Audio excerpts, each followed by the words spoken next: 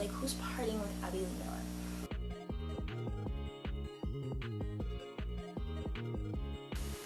Hello and welcome back to my channel, or actually this is the first video. Welcome to my channel.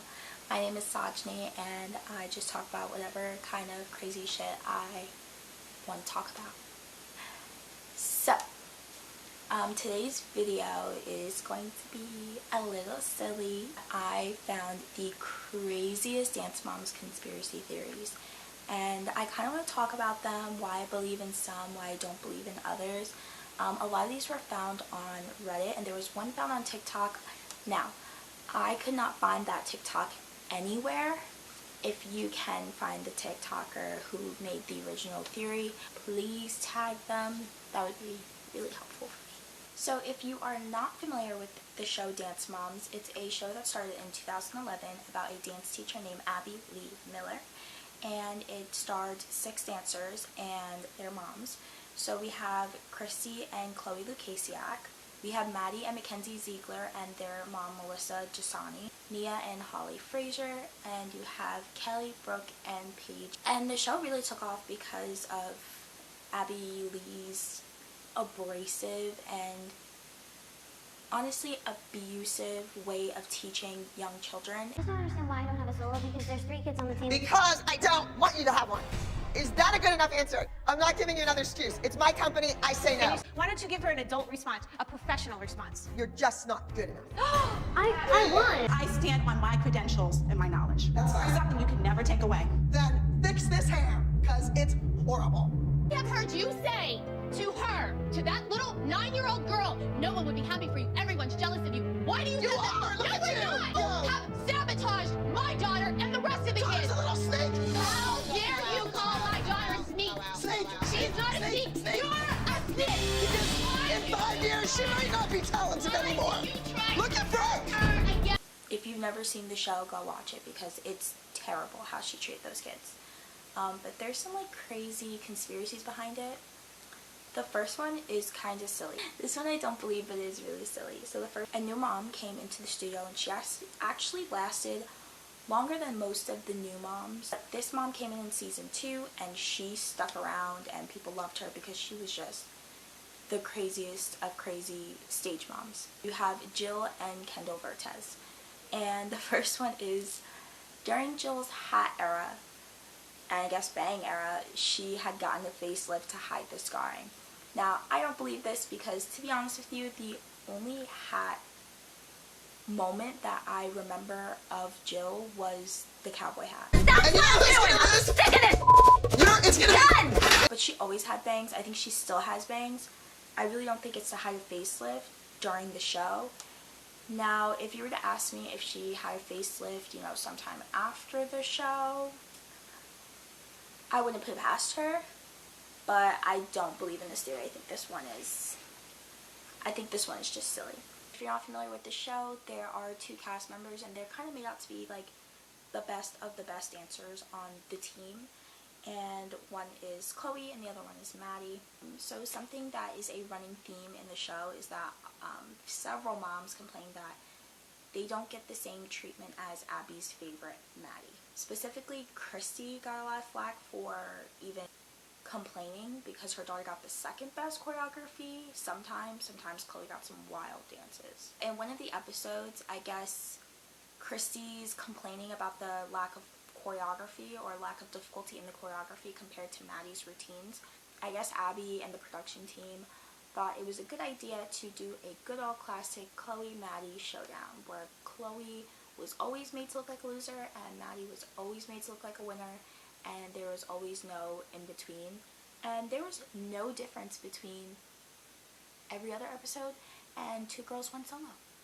So in this episode, Chloe and Maddie were given the same exact routine. They had the same costume, same choreography, same hair, same music. Everything was the same. What they failed to show is a side-by-side, and they failed to show the extended versions of each solo. There was actually a huge difference between each solo. There was a moment where a girl had to do a trick in the solo, and Chloe's was a side aerial and Maddie's was a front aerial. Now, if you're not a part of any competitive dance cheer world, your dance is heavily based on the difficulty of it. So of course, doing a front aerial is much harder than doing a side aerial. So of course, Maddie won. And like, nobody talks about this. This was just like kind of done to make Chloe look like a loser, which is just so foul. And the fact that like Lifetime hasn't been sued, it just like drives me, it just makes me angry. So that's not even a theory, that's just the truth, that that poor child Chloe was set up to fail. Like, and it was so blatantly obvious, and we all just like, granted I was 10 in 2011, but still. Well, the next one is about the Highlands and the Lukasiaks. So between season 4 and 5, the Highlands left the ALDC, Abby Lee's dance company, and in season 5, that's when the Lukasiaks left. This theory basically states that the producers knew when the Highlands and the Lukasiaks were going to leave. Because the last episode, Brooke and Paige were given solos. Now, have you ever seen the show? Paige never got a solo. Like, ever. Like, probably the least amount of solos compared to the rest of the girls. Brooke always had a solo. It was never aired. And that same week, Chloe and Paige had their duet Wishbone, which was about parting ways and leaving, like an omen about like everything that was about to lead up. I kind of believe this theory. I think production knew Kelly was absolutely fed up with how her daughters were treated. I think they were trying to reward her kids by giving them the solo and the duet, but I think it just ended up backfiring, and I think so much over the years had just built up that it kind of boiled over. So I think they knew where she was like headed, but I don't think they know that that whole infamous Kelly versus Abby fight was gonna happen. This kind of brings me into my next theory. JoJo, Kalani, and Brynn were all set up to replace Paige, Brooke, and Chloe. And I absolutely believe this. It's kind of freaky. So like I said before, I think the production knew where Kelly was going, and it was her leaving the show. And I think they knew she was fed up, so that's when they brought in Kalani. Kalani first coming in is when the Highlands left. So when they brought in Kalani, there's a lot of similarities between Brooke and Kalani. One of the major comparisons is that they were both significantly older than the rest of the girls on the team. Brooke and Kalani were extremely, like, crazy flexible. I do think Brooke was more flexible than Kalani. I do think Brooke was more of an acrobat compared to Kalani. Don't get me wrong, Kalani was a beautiful dancer, but I do think Brooke was just built to be an acrobat. I can't say the same for Kalani. I feel like she was built to be like a ballerina, you know, like pretty, graceful, flexible. I feel like that's where like she looked like in my eyes growing up. Kira, Kalani's mom, always kept telling Abby, like, she's not an acrobat, stop putting her in acro dances, she's not winning because she's not an acrobat. They're being showcased to what Abby's perceived her as. She's clearly stated 1,000 times over and over again that she's an acro dancer. We both know she's that's not what she wins her national every title with. Last time Kalani went up against Ava, she lost because Abby Gave her an acro solo. Kalani's not an acro dancer. She's contemporary, she's lyrical, she's a ballerina. What was happening? Her daughter was consistently losing because she was put in a style that she wasn't comfortable in. And I do think it was a way of her trying to replace the acrobat on the team. I do think she was looking for that mature presence on the team. And I do think when Brooke left, it was lacking. So I think she was looking for, one, somebody much older to be a role model, and two, she was looking for an acrobat. Then we kind of see the same thing with Paige and JoJo. They both come in, they're tiny, blonde. My personal perception of JoJo and Paige is that when they were on the team, they were both looked at as, quote unquote, the worst dancers or the weakest dancers on the team. And I feel like they did get that treatment. I feel like personally that's how they were edited. I'm not saying that either of them are weak or bad dancers. I'm saying perceived on the show, they were both perceived as the weak, blonde. Any opportunity Abby got, she wanted to make JoJo and Paige look like ditzy, dumb blonde. and compare them to their mothers. I feel like when Paige left, she knew a new punching bag, and that was JoJo. Dance and didn't do it and forgot again at 11 years old? What? I'd get back to the pediatrician and find out what's wrong, Kelly. For real? Find out what's wrong. You have it all, but you don't go through A and B and C to get to D. You think you can just skip over it. If you want to be better than Chloe, and you want to be better than Maddie, and you have to work more. No, she just can't keep up. And if I don't get the win, it's gonna be JoJo's fault. You better practice tonight. I don't want any mistakes. And also, make sure you watch Lucy and Ethel. I did. The whole episode that I watched, she had to bake the bread. And then it came out of the oven, it kept expanding and expanding and expanding. Okay. The bread came and pushed it back to the whole other side of the kitchen. It was really funny. Moving right along. It's so fascinating that JoJo is still in contact with Abby. Like, the next comparison that we get is Bryn and Chloe. And Bryn and Chloe were also like blonde, petite dancers. Chloe and Bryn were definitely shown as very strong dancers, but they were always put up against Maddie and put up to fail. It was just really sad to see. Here are our top four. Fourth place overall mother, that's Chloe. And our first place overall top scoring advanced mini soloist receiving a $75 check, and the trophy is cry. That's Maddie from Undefeated. Aren't you happy? Congratulations, you guys take that big wacky bow. This is not fair. Chloe was learning a dance 12 hours ago in a studio, and you expect a 9-year-old to go on stage and like be flawless? Our kids were set up to fail. In fourth place, Magic, Abby Lee. I have no idea why Ashley has to brag about Bryn all the time, because she'll never be anything like my daughter. Second place, A. College Girl, the Abby Lee Dance Company. And I do think that Chloe, Brooke, and Paige were 100% replaced by Bryn, JoJo, and Kalani. So this one's a little dark. This is the one that I got on TikTok. Even though Chloe was given probably the best costumes, best choreography, she was given some of the best costumes. She had better choreography than most girls that were on the team, for sure. But she was Abby's punching bag. Like, that kid got it so bad. It's so weird because it was Chloe and Paige that kind of got that terrible treatment. Kendall has said in a recent interview that Abby was much nicer on TV. They made her look nice, actually. I'm not gonna lie. For real? They made her look really nice on TV, which is alarming to some people. It's kind of crazy to me.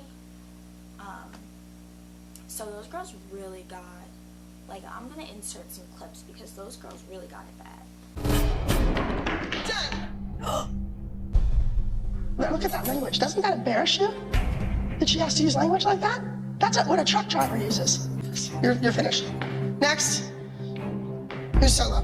To look at the attendance record in our studio. Because you have a weird sense of when she was there. I don't, because I drive her. So I know when I'm Or maybe racing she's to get sneaking there. out the back door to meet some guy. I don't know. Don't say that about a 12-year-old. That's Well, wrong. you're pushing that point. See what our mother does? I want to give this kid some praise, and Satan, No, I'm doing Satan what- destroys it. So this next theory is talking about Abby Lee and her mother, Marion Lorraine. Oh my god, I can never say it. Marion Lorraine Miller, and their relationship and how it impacted how she treated certain kids on the team. If you look at Marion Lorraine Miller and Abby's relationship, Miss Miller passed away. You can tell that Abby definitely still has a lot of love for her mother that can't be taken away. But sometimes the stuff that she is hinting at when she's arguing with other parents, like insert clip here. My dad even took me to the mother-daughter talk about getting your period. My dad took me because my mother was at work. Take your care brush, smack your kid in the back with it, and say, what's wrong with you? Why wouldn't you introduce yourself? That's what your mother should say. No, but I had a mother and a father, and if they looked at me one time, I knew. It's kind of wild, and it kind of tells you the relationship that Abby had with her mother. And Abby has said she knew from a very young age that she was meant to be backstage. Backstage.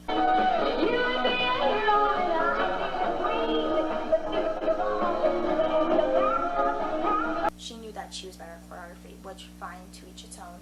I do think that is something that caused some turmoil in between Miss Miller and Abby's relationship. And it's kind of seen by how the way she treats certain girls. If we look at Miss Miller back in the day, she was tall, blonde, and gorgeous. Now, if you watch the show, it's gonna be a very familiar quote. That's how Abby spoke to all of the tall blondes on the team. She would, belittle them while still calling them beautiful and blonde, which I don't understand how being beautiful and blonde equates to you belittling children, but that's neither here nor there. People also say that Miss Miller resembles Chloe. I think it's just the idea of Chloe and Paige having the ideal look.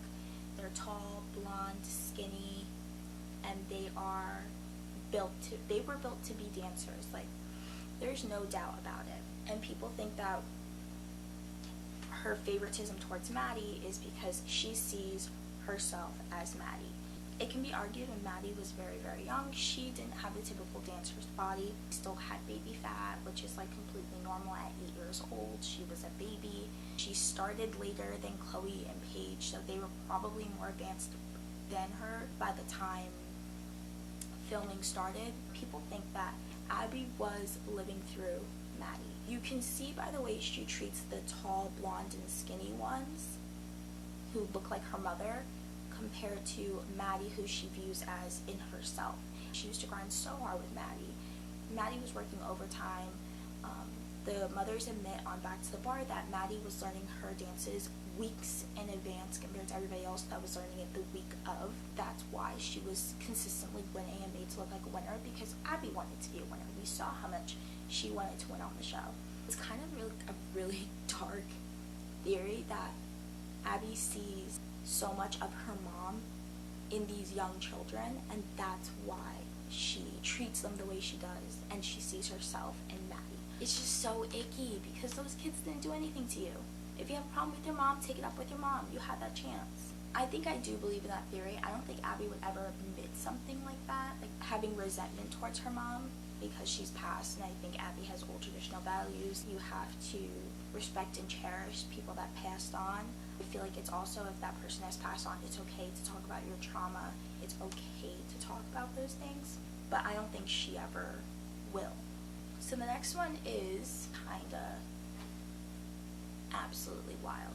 So if you don't know, in 2015 or 2016, Abby was arrested for a lot of counts of fraud because she did file for bankruptcy and she was not bankrupt, and that's why she was arrested for fraud. But one of the things that she did during this time period is that when she went to Australia to film Dance Moms content and do meet and greets out there in Australia, she smuggled a lot of Australian money in children's suitcases. Abby went on that trip with the Zieglers and I believe the Verteses. She traveled with their families to do this meet and greet, smuggled money in children's suitcases. Who do you think the children are? I know who I think the children are. I think the children were Maddie and Mackenzie. I'm not a lawyer. I'm not any practicing licensed lawyer. Like, I'm not a lawyer. But I do have a conspiracy theory, and these are all just theories. But I have my own theory, and I think that she smuggled in money from Maddie and Mackenzie's suitcases, and Melissa knew about it. I personally do not think that if it was Maddie and Mackenzie, I don't think those two knew what was happening. So that brings me into the next theory, that Melissa testified against Abby to receive immunity. And we do see a huge shift in the treatment towards Melissa. Abby used to love Melissa. She used to think she was the best mom and whatever. But that's why she said that she gave Maddie the best treatment. But we do see a huge shift in around season 5 or 6 when the Zieglers peace out. I just want to talk to you real quick. Get out! So a lot of people believe that Melissa testified against Abby, and that's why there was so much turmoil. I'm not saying that this happened, but a lot of people think that the suitcases were Maddie and Mackenzie's, and that Melissa testified in court to receive full immunity for herself and told them everything. It does make a lot of sense, and here's why. Who else would have known that Abby was smuggling in crap ton of Australian money? Unless Abby's just telling everybody, but I doubt Abby's that dumb. But who else would have told them that? They would not have known about that money unless they were stopped at TSA in Australia. And let's be real, it was the biggest reality TV show in the whole country at some point, at one point, like around that time. So the fact that if this happened and TSA found it, you're telling me that nobody would have heard about it? Like it wouldn't have been a thing, like a whole media circus? No, it had to come from an inside source. If you want to see a video of me talking about all of Abby's charges and like kind of laying them out, like please comment below. I also want to like take a look at Paige's lawsuit. I've seen like a little bit of it, and some of the stuff that Kelly and Paige alleged in the lawsuit were kind of wild and stuff that we've never seen on the show. So I kind of want to dissect that, but only if you guys are like ready for me to do that. So the next one's kind of silly. In season 6, Maddie and Kendall were given a duet, which if you know anything about the show, Maddie is not doing any type of musical theater, like she left that in season 2, and she was doing all lyrical contemporary pieces because we know that's gonna win. Kendall's character on the show was known for being bland, like she was a bland dancer. People always said on the show repeatedly that she had no personality when she danced. Now, I'm not saying this about Kendall. Kendall's saying don't come after me, but the general consensus about Kendall at the time and now is that she was a bland dancer. So it was weird that she was setting up her, pretty lyrical winner and her bland dancer, putting them together to do an MJ duet. Like, it was just weird from the start. But at this time, Maddie, Mackenzie, and Melissa were all planning on leaving the show. So when it was announced that they would be getting any type of duet, Maddie and Kendall, they were super excited.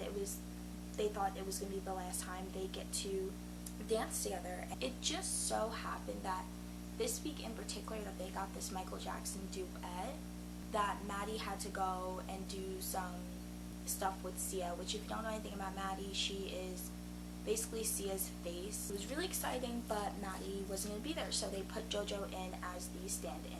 So when JoJo became the standstill, Abby realized that Kendall really didn't look the part, Maddie wasn't here, we're just going to give the whole thing to JoJo and just give her the solo. So I wholeheartedly believe that that was originally supposed to be a JoJo solo, and they threw Kendall and Maddie's name in the mix to get a reaction out of Kendall because they saw how she got a reaction out of her last week. This woman to talk to my child! And that is just so terrible to do mind tricks on the child. Like, you just don't do that. I totally believe that. Like, you can't tell me that you look at that dance, that full dance, and tell me that wasn't immediately made for JoJo. Like, you can't tell me that. And this one is a little dark, but we're going to end on a little dark note. This theory believes that Abby was on season 6. So I personally do not believe this theory, and I'll tell you why. The person who posted this theory on Reddit, they broke it down, but they broke it down in very reasonable ways, and I'll tell you why. So one thing they said was the weight loss. She was in the middle of the whole bankruptcy thing. Like, that amount of stress alone can immediately equal weight loss. And not to mention that a few months into Abby's stay in prison, she also went to the hospital to find out she had spinal cancer, which is just horrific. Also, we don't know how long she's had it. That could have stemmed from back in season 6 because she got arrested season 7 or season 6. Between that time, she very much could have had cancer growing in her spine, and that could have led to weight loss and being so frail. The other reason that this person gives is that she had financial troubles. I think Abby had financial troubles in the beginning. I do think that she was going bankrupt, and I do think she probably put some money on the side just in case everything goes under. At the start of the show, Abby was hemorrhaging dancers. Like, everybody was leaving her studio. They say it multiple times in the Back to the Bar podcast. She was losing a lot of money. The place was dirty. Nobody wanted to teach there. Nobody wanted to dance there. the business wasn't doing good, and that's probably why she filed for bankruptcy when she did, and then she got the opportunity to be on the show. Well, I think after she saw the success and growth of the show and her dancers and how she can profit off of them, I think she got greedy. I really think she just got greedy. So no, I do not believe this theory. That is the end of the video today. I do have some other dance moms ideas for videos. Paige's lawsuit, Abby's charges. I kind of want to do a review of Dance Moms Miami and a review of maybe season by season or half seasons of the regular Dance Moms franchise. Same thing with, I kind of want to talk about everything that's been going on with Navarro from Cheer on Netflix. I have all these ideas. If any of them sound good to you, please leave a comment down below. If you have any video ideas, please email me. I'm going to have my email linked below. And please, please, please make sure that you hit that subscribe button so you can keep my channel breathing. And make sure you like this too. Alright?